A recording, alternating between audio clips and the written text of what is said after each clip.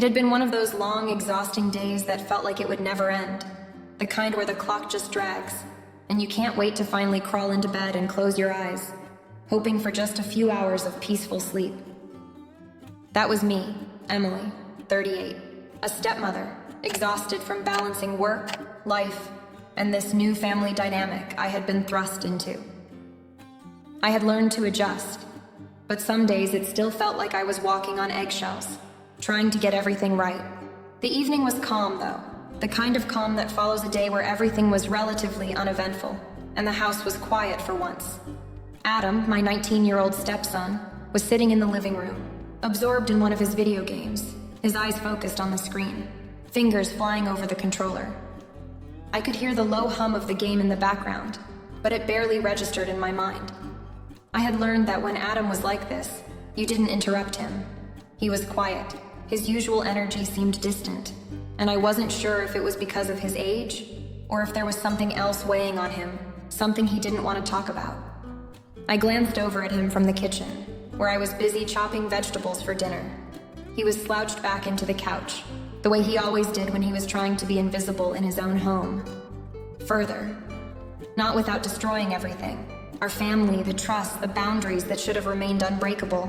Maybe it was the stress of everything. Losing his mom, adjusting to a new stepmother, moving into this house that didn't quite feel like his own. It wasn't like he was rude to me. No, Adam was never openly disrespectful, but the space between us was always there. A space I couldn't quite close, a space he didn't seem willing to fill. I let out a quiet sigh and turned back to my task. I wasn't going to press him, not today. It wasn't that I didn't care, it's just... Sometimes I think he preferred to be left alone. After all, I'd only been in his life for the past couple of years. His real mother was gone, and I wasn't about to take her place. Still, there were moments, small moments, where I'd see him look at me, or I'd catch him staring out the window in that faraway way he did when he thought no one was looking.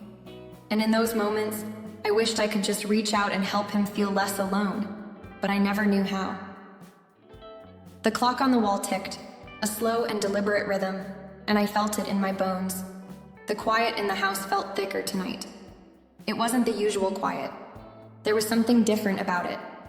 The house felt too still, almost as if something was waiting to happen, as if everything had paused and was holding its breath. Adam's game continued, his concentration unbroken, but I couldn't shake the feeling that something was off.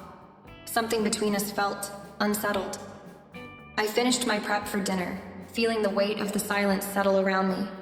It wasn't like the silence of a peaceful night. It was the kind of silence that feels uncomfortable, like two people in the same room who don't know how to communicate anymore. Maybe that was the problem with stepmotherhood.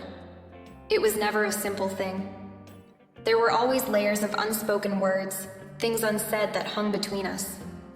I didn't want to force him to talk, but I couldn't help but wonder what was going on in his head, if he was feeling as disconnected from me as I was from him. I pushed the thoughts aside, telling myself that I was just overthinking. I had a habit of doing that when the house was too quiet, but then again, wasn't I supposed to be the one to bridge the gap? To make the space between us a little easier to navigate? I couldn't help but feel like I wasn't doing a good job at it. Maybe I was trying too hard. Maybe I wasn't trying enough. I walked over to Adam, who didn't even acknowledge me as I approached. I couldn't even tell if he knew I was standing right there. His face was so absorbed in the game, so distant from everything else. And yet, there was something in the way he sat there that made my heart ache. I didn't know what it was. Maybe it was the way his shoulders slumped as if the weight of the world was on them. Or the fact that his eyes looked empty, like he was just going through the motions. I couldn't stop myself. "Hey, Adam," I said softly, not wanting to break his focus too harshly, but needing to say something. "You doing all right?" He didn't respond immediately. There was a long pause, and I wondered if he even heard me. Finally, he mumbled something under his breath, barely audible. "Yeah, I'm good." I smiled softly, though it didn't quite reach my eyes. I didn't believe him, not for a second. But I wasn't going to push him right then. There would be time later, I hoped. I turned to walk away, feeling a little defeated. It was strange, but I couldn't shake the sense that he was slowly drifting further away from me, as if our connection was becoming more tenuous with each passing day. And I hated the feeling, even if I knew it was something I couldn't control. The quiet lingered as I moved to set the table for dinner. But in the back of my mind, I couldn't stop wondering what was going on with him. If he even realized that I noticed the distance, the way it seemed to grow between us every day. That night, just as I was about to slip under the covers and finally close my eyes, I heard a soft knock at my bedroom door. It was faint at first, like a hesitation, a soft plea for attention. At first, I didn't even know if it was real. I had gotten so used to the sounds of silence in this house, the kind that felt thick and unspoken. But then the knock came again, more deliberate this time. I sat up in bed, trying to shake the drowsiness off. It was nearly midnight, and the house felt like it had settled in for the night. My eyes glanced at the clock on my nightstand, and then at the door. I had a feeling I knew who it was. It wasn't Jamie, he'd been asleep for hours. But Adam, he was unpredictable like that. He was never one to ask for help, never the type to reach out unless something was really bothering him. But tonight, it felt different. "Come in," I called, my voice barely above a whisper, but still enough to fill the room. The door creaked open slowly, and Adam's figure appeared in the doorway, his body framed by the dim light from the hallway. He stood there, almost frozen, as if he was debating whether to step inside or turn away. His hands were shoved deep in the pockets of his hoodie, and his posture was stiff, like he was carrying something heavy. His eyes met mine, but only for a second before he quickly looked down at the floor, his jaw tightening slightly. It was that same guarded look he always wore when he didn't want to be seen, didn't want to let anyone know what he was really feeling. I didn't push him to speak right away. Sometimes it took him a while to find the words. "Can't sleep," he muttered, the words barely audible. I nodded, sensing that there was more to it. He was always the quiet one, never one to share his feelings easily. But tonight felt different. There was a restlessness in the way he stood, the way his eyes flicked nervously around the room. I could see it in the way his shoulders were tense, as if he was carrying a weight I couldn't see but could feel. The silence stretched between us, thick and heavy, and I knew this wasn't just about not being able to sleep. "You want to talk about it?" I asked, keeping my tone soft. I didn't want to pressure him, but I wanted him to know that if he needed to say something, I was here. I wasn't his real mom, and I would never try to replace her. But in that moment, I felt the deep responsibility of being the person he turned to, whether he realized it or not. He hesitated, glancing up at me for just a moment before dropping his gaze back to the floor. His lips parted, but the words seemed to get stuck somewhere between his chest and his mouth. For a long time, we just stood there, the tension in the air so thick that I almost wanted to reach out and pull him into my arms to give him some kind of comfort. But I knew I couldn't force it. He had to want it. "I don't know," he finally whispered, almost to himself. I feel like everything's falling apart, and I don't know how to stop it." His voice broke slightly on the last word, and for the first time in a long while, I saw the vulnerability in him. I wasn't sure if he realized it himself, but it was there, raw and unguarded. It hurt to hear him say that, and a part of me wanted to wrap him in something, anything to take the pain away. But instead, I just nodded and patted the empty space beside me on the bed. "Come sit down, Adam. You're not alone, okay? You don't have to figure everything out right now. We can just sit here. I'm here." He looked at the bed, and for a moment I thought he might refuse, that he might walk away. But then he stepped inside and slowly made his way to the edge of the bed. His movements were slow, hesitant, like he wasn't sure whether to let his guard down, whether to let me in. He sat down next to me, his posture still stiff, but he didn't leave. The silence stretched on again, but this time, it wasn't uncomfortable. It was as if we both knew there was something unspoken between us, something we both could feel, but neither of us was ready to put into words just yet. I turned to look at him, studying his face, trying to read the emotions that flickered across his eyes. Adam had always been the kind of kid who kept everything inside, who wore a mask of indifference even when things were falling apart. But tonight, I could see it. The cracks in that mask. I could see the turmoil beneath it all. The loneliness that had taken root in him ever since his mother passed away. He wasn't a little boy anymore, and he didn't need to be coddled, but I could still see the kid who had lost his way. "You don't have to carry everything alone, you know," I said quietly, hoping my words would find their way to the place where they could help him. "Whatever it is, I'm here. We're a family now, and that means you're not in this by yourself." He didn't say anything in response, but he did something that surprised me. He laid back on the bed, close enough that our shoulders brushed. It wasn't much, but it was enough. I could feel the tension in his body as he exhaled deeply, his chest rising and falling with the weight of his thoughts. And then, in the quiet of that moment, something shifted between us. It wasn't anything grand or dramatic, but it was real. The walls Adam had built around himself, the walls I had never been able to break down, seemed just a little less thick tonight. And for the first time, I felt like maybe, just maybe, I was starting to get through to him. But even as I held him close, trying to offer the comfort he desperately needed, I couldn't shake the feeling that there was something else, something deeper, going on with Adam. Something I couldn't quite put my finger on, but I knew it was there, hiding beneath the surface. And I knew I was about to find out what that was, even if it scared me to think about what it might mean for both of us. The silence between us settled, both comforting and heavy. I could feel Adam's body next to mine, his presence a strange mixture of both distant and close. He was trying to mask it, but I could see that his guard had come down just a little, that there was a crack in his armor. He'd never been one to talk openly, to share what weighed on him, but tonight he seemed different. Maybe it was the exhaustion, or maybe it was something deeper, something he couldn't avoid anymore. For a long moment, neither of us spoke. I let the stillness fill the room, not wanting to rush him. He wasn't ready to dive into everything that had been on his mind, and I wasn't going to push, but I could sense the ache inside him, a wound too deep to ignore, and I felt the need to reach out in some way, to help him start to heal. He had already shared a piece of his heart, a small crack in the wall he'd so carefully built around himself. I wasn't sure if he knew it yet, but he'd begun to open up. I took a deep breath, the air in the room thick with emotions that were hard to articulate. "Adam," I started softly, my voice barely a whisper. "You don't have to hold everything in.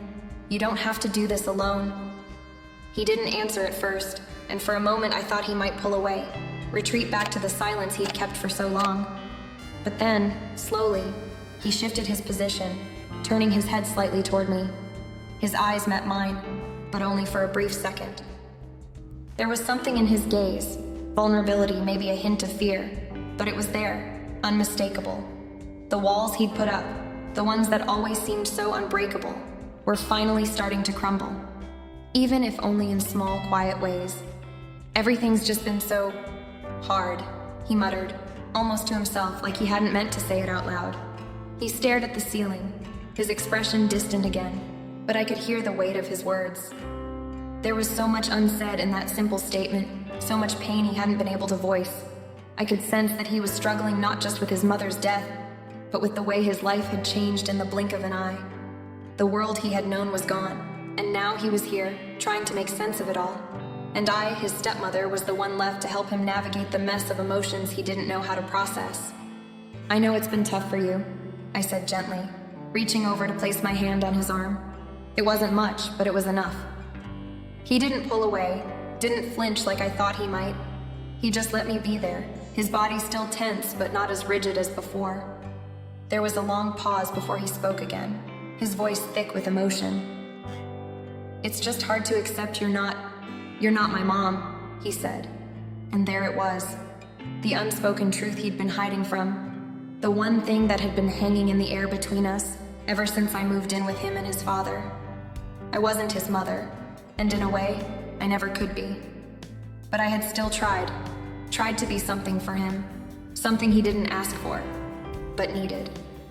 It hurt to hear him say it, but I knew it wasn't a rejection of me, not really. It was just the truth of the situation, a complicated truth neither of us had fully accepted. "I know," I said softly, my heart aching for him. "I'm not your mom. I can't replace her, but I care about you. I've always cared about you." He didn't say anything to that, but I could see something in his eyes. Maybe it was relief, or maybe just a flicker of hope. Whatever it was, it felt like a step forward. Slowly, carefully, I wrapped my arm around his shoulders, pulling him into me. He stiffened for a moment, but then, after a few seconds, he relaxed against me. It wasn't the kind of embrace I had hoped for. It wasn't full of warmth or comfort, but it was enough. For the first time in a long while, it felt like I was giving him something he needed, something I could offer, even if it was small. He didn't have to face this alone. As I held him, I felt the weight of everything he had been carrying: grief, loss, confusion. And there, beneath all of that, was a longing for connection, a need to belong somewhere, to feel like he wasn't invisible in this world that had left him behind. It was a raw, vulnerable moment for both of us, one I hadn't expected but knew I couldn't ignore. "I'm here, Adam," I whispered. "I'm here for you. We'll get through this together, okay?" He didn't answer right away, but I could feel the tension in his body start to ease. The words I had said, simple as they were, seemed to settle into him, something he hadn't known he needed until that moment. And as I held him there, in that fragile space between a motherly embrace and something more, I realized that this moment, this quiet, vulnerable moment, was the beginning of something new between us. Something that neither of us fully understood, but something that would change us both forever. The morning after felt different. There was an unease in the air that lingered longer than I expected. I woke up to the soft sounds of birds outside the window and the hum of the coffee maker, but it was as if the weight of last night's conversation had settled deeper into my bones. As I stood in the kitchen, preparing breakfast, I tried to push the uneasiness aside, but it clung to me. I found myself replaying every word Adam had said, every look he had given me. That quiet, vulnerable admission from him still echoed in my mind. It wasn't just what we'd said or how he'd shared his feelings with me.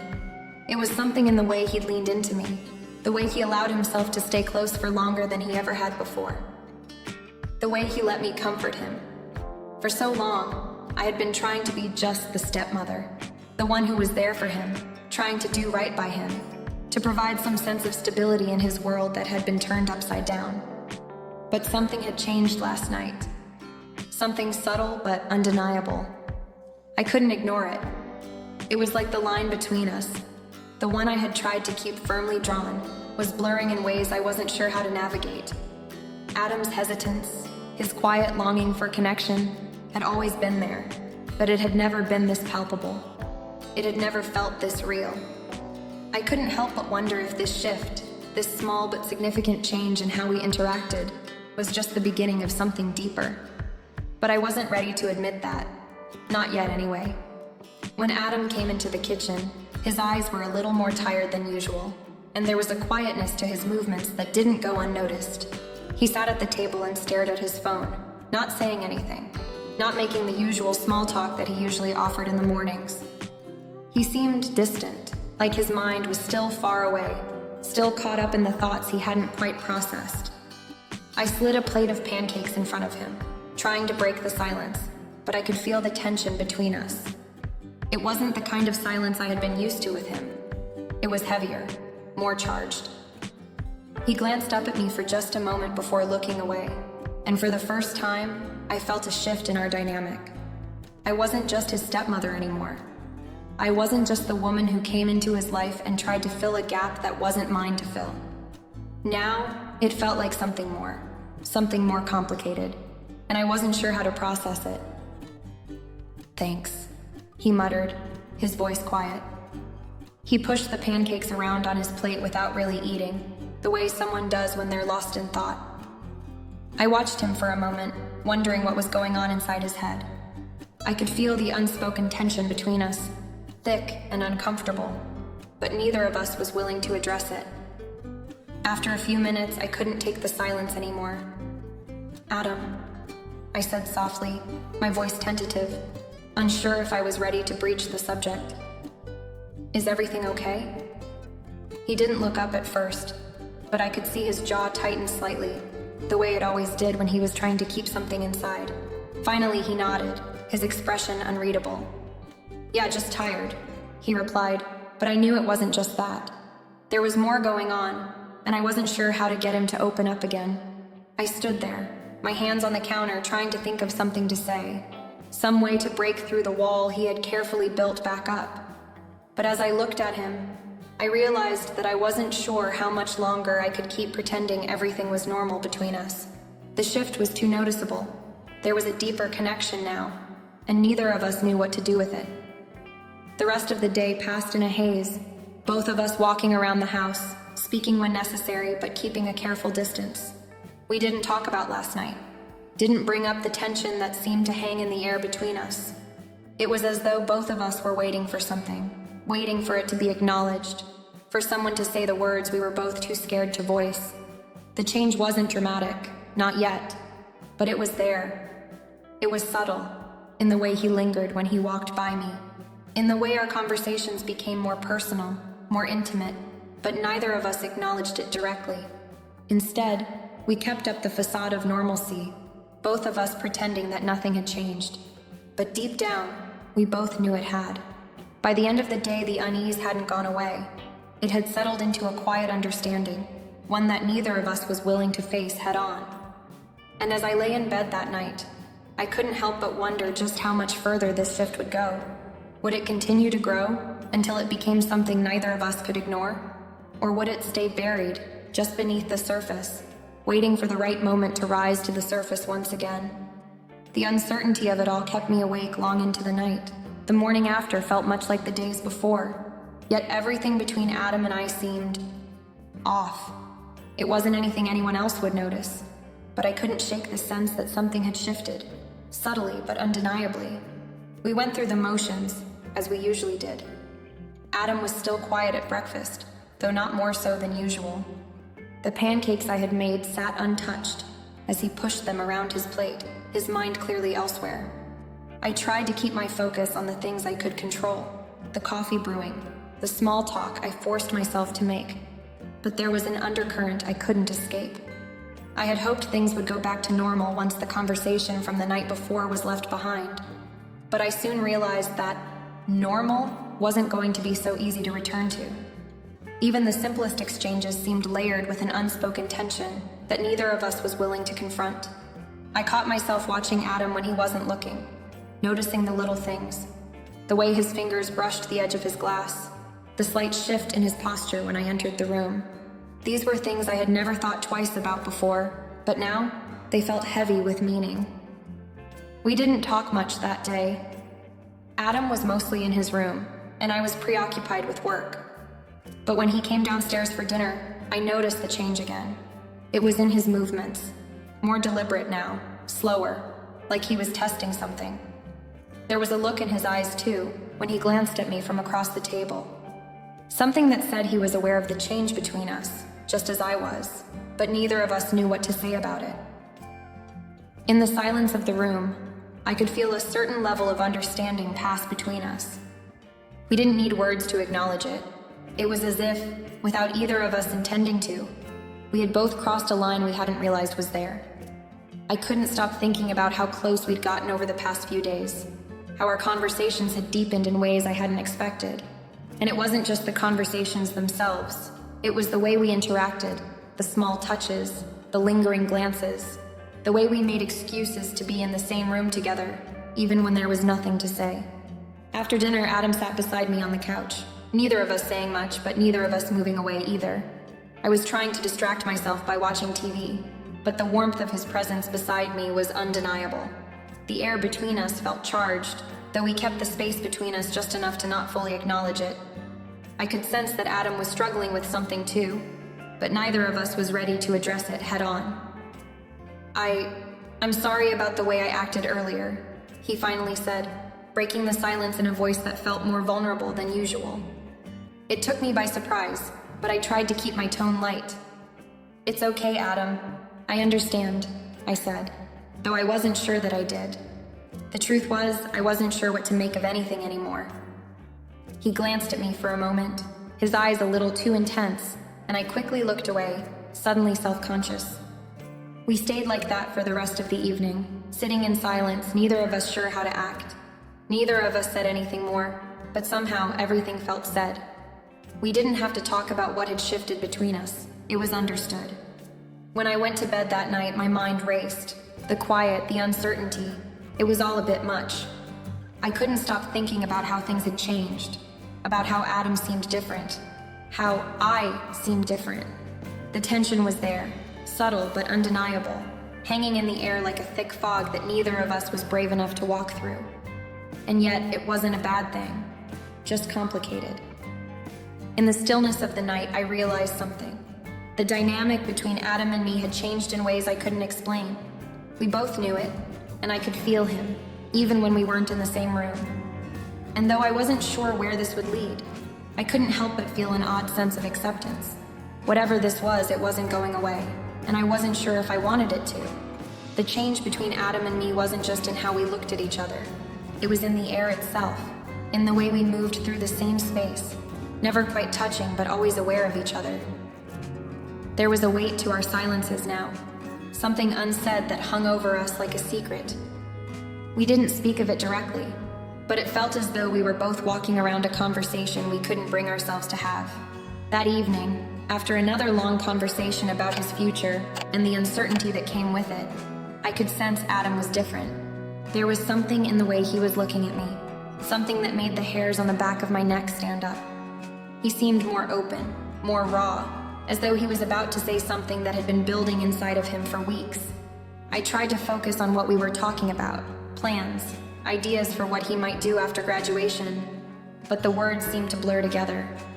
"I'm not sure what I want to do, you know," he said suddenly, his voice quieter than usual.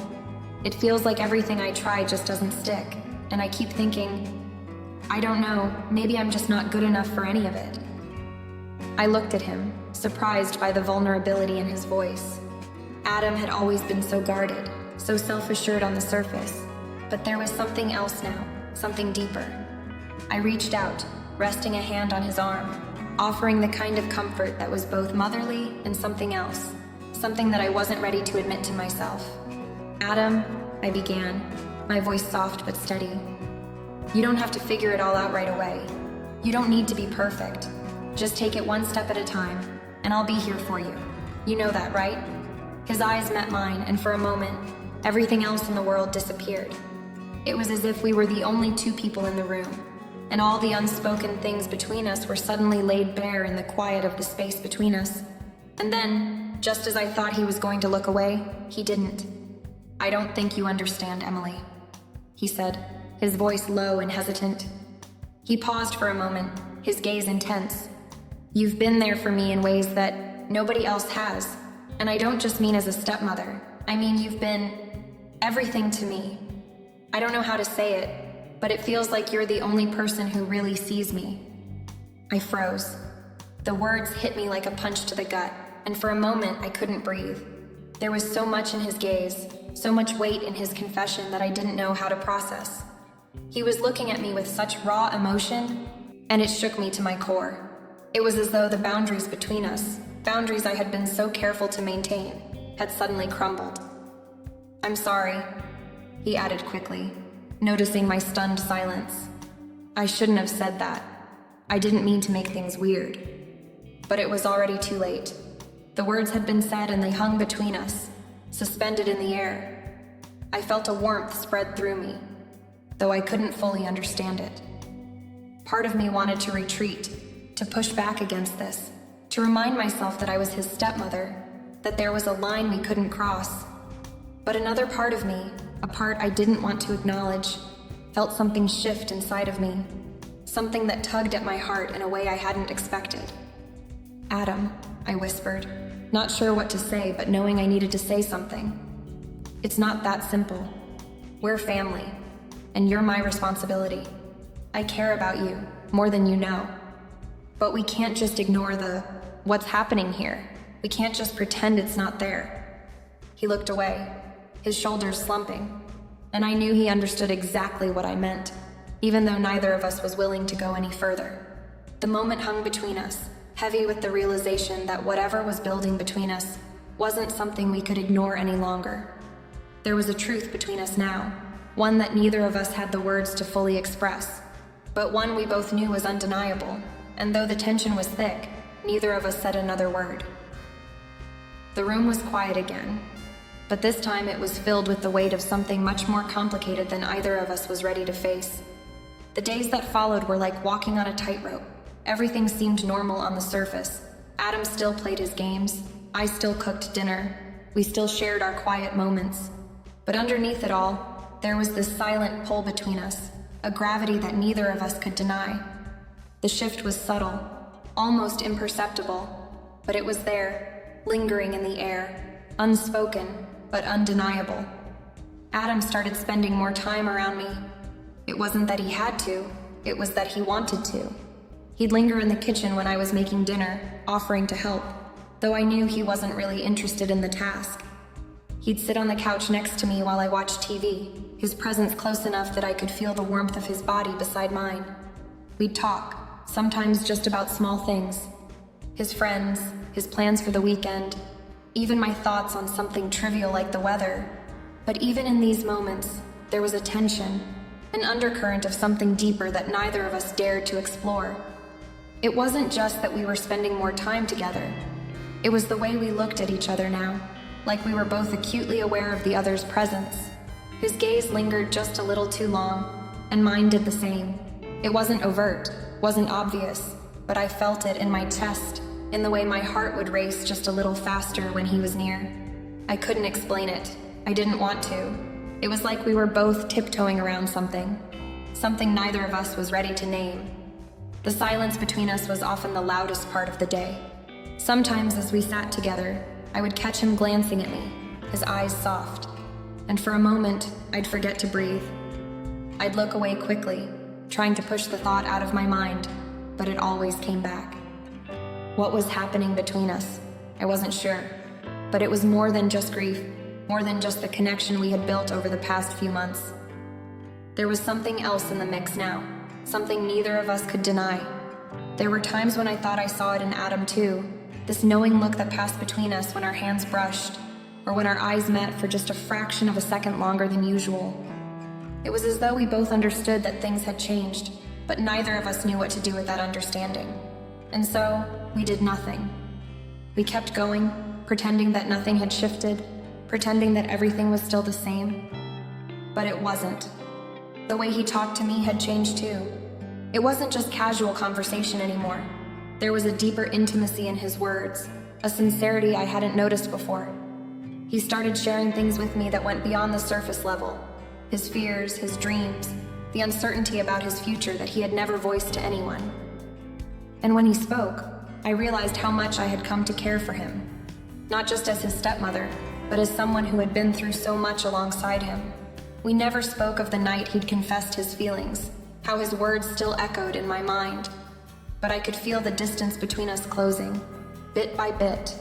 And though I was afraid to confront it, I knew something was shifting between us in a way that neither of us was prepared for. So we kept going, pretending that everything was fine, that we were still just stepmother and stepson, no more, no less. But in the quiet moments, when the world outside seemed to fade away, I couldn't ignore the truth. Something had changed, and there was no going back from it. It was one of those rare afternoons when everything felt still, like the whole world was holding its breath. The rain had started to fall softly against the windows, the kind of rain that made everything feel cozy and intimate. Adam and I sat on the porch, each of us lost in our own thoughts. The air smelled fresh, the earthy scent of rain mixing with the cool breeze.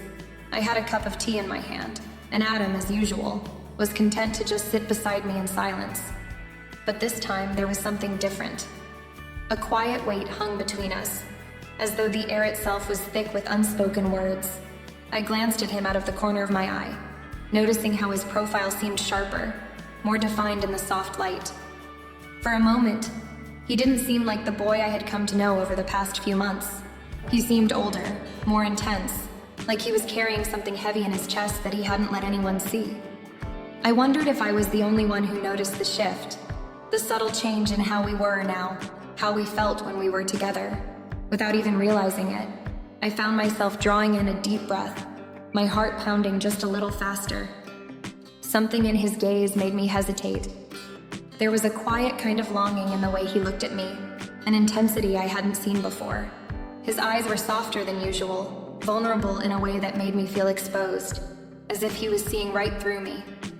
And for just a split second, I felt something stir in my chest, something raw and complicated, something I didn't know how to label. Then, in a motion so fluid I almost missed it, Adam reached over and gently brushed a strand of hair from my face. His touch was so tender, so simple, yet it felt like an electric charge running through me. My breath caught in my throat, and I froze, unsure whether to pull away or let the moment linger. Our eyes met, and for the briefest moment, time seemed to slow down. His hand lingered on my cheek, his touch light, but I could feel the weight of everything unsaid between us, pressing down on both of us. The connection we had, the quiet tension that had been building for weeks, finally came to a head in that one moment. I didn't know what to say, what to do. My mind was a blur of confusion, but my heart was telling me something different. I wanted to say something, but words felt insufficient. I wanted to acknowledge the shift, but I didn't know how. What was I supposed to do with the feelings that had begun to take root in me? Feelings I hadn't asked for but couldn't deny. This wasn't just about family anymore. This wasn't just about being his stepmother. I searched his face, looking for any sign that he was feeling the same things. What was he thinking in this moment? Was he as confused as I was? Or was he certain about what was happening between us? I couldn't tell. His expression was unreadable, but there was something in the way his eyes never left mine that made my chest tighten. For what felt like an eternity, we sat there, the rain falling softly around us, neither of us saying a word. The world seemed to fade away, leaving just the two of us, caught in this delicate moment of uncertainty. I felt a strange mix of fear and relief wash over me. Whatever this was, whatever we had become, I knew it couldn't be ignored anymore. We couldn't keep pretending that things were the same. This connection, whatever it was, had already taken root. And now, we had to face it. In that moment, I realized something that I'd been avoiding. I couldn't keep pretending that I didn't feel it. Whatever this was between Adam and me, it was real. And whether I was ready for it or not, it was a truth I couldn't run from any longer. The next steps would be difficult, no doubt, but there was no turning back now. We would have to confront the reality of our feelings and the future we would build, together or apart.